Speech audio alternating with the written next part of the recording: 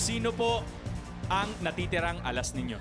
Ang aking pambato ho, 14 years old, fast forward to Pinoy pop superstar dito sa GMA7. Natira sila dalawa ni Jonah sa entablado. Isang beses nasa dressing room kami. Sabi ko sa kanya, ano ang pakiramdam mo that your career didn't fly? I wanted to know how he felt.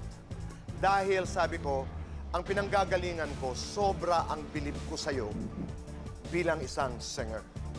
Sabi niya, alam mo, Tito Boy, I'm okay.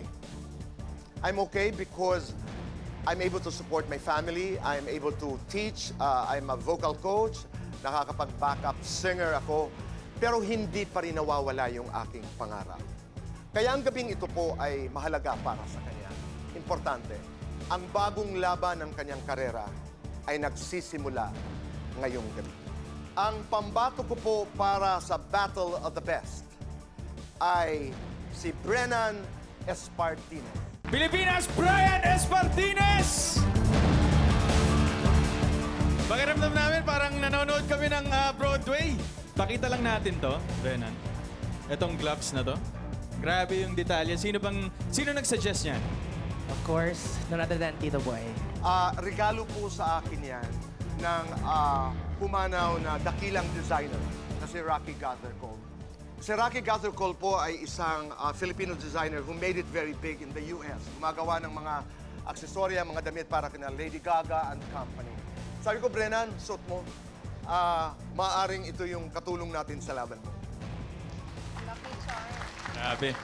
Miss Annette, nagulat po ba kayo na ganong klaseng performance yung ipinakita ni Brennan na did you expect less of a Naku, performance? hindi. I expected that from Brennan. Kasi hello, Brennan. Long time no Kamusta see. po? Long time no Oo see. nga. Actually, nagulat ako sa song choice mo kasi napakahirap i-pull off niyan. You were singing an iconic song of such a legend. Pero you were able to pull it off flawlessly. And nakita ko, matagal ka nang wala sa showbiz, but how you work the stage, your showmanship, parang na-level up mo pa. So I think you still have a place in showbiz, Brennan. Congratulations, I loved your performance. Di? I've always been your fan at alam mo yan.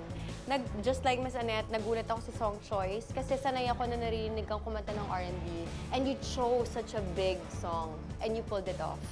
Napakagaling ng performance and I really want to see you advance in this competition. Thanks, B. Kuya, sa ikaw? Ang hirap ng kinanta mo. Kanina lang pinakikinggan namin ni Alden yan, lahat ng song ni Freddie Mercury. Isa sa pinakamahirap. Sabi ko, iba-iba yung boses nito. Inaabangan ko yun eh. Dahil may sagutan, may bosisan. Pero yung boses na pinuntahan mo, pagdating dun sa part na nun, nakuha mo, Brad. Ang ganda ng pagkaka-arrange ng song mo. Ang ganda ng areglo. Congrats, Brennan.